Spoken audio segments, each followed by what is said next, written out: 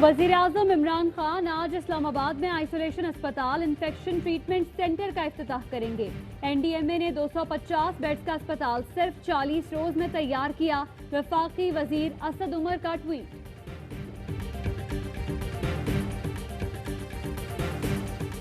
तालीमी इदारे सितंबर के पहले हफ्ते से खुलेंगे या नहीं, मामला आज एनसीओसी में जेर बहस आएगा।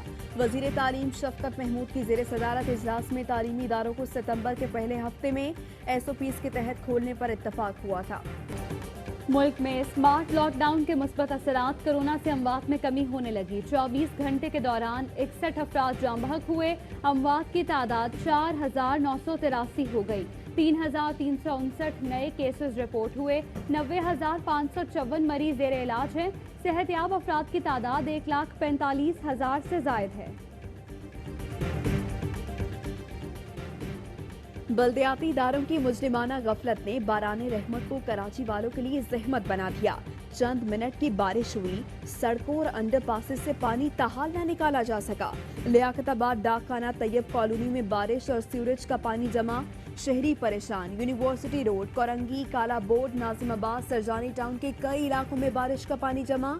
कई इलाकों को बिजली की फराहमी मुतासर।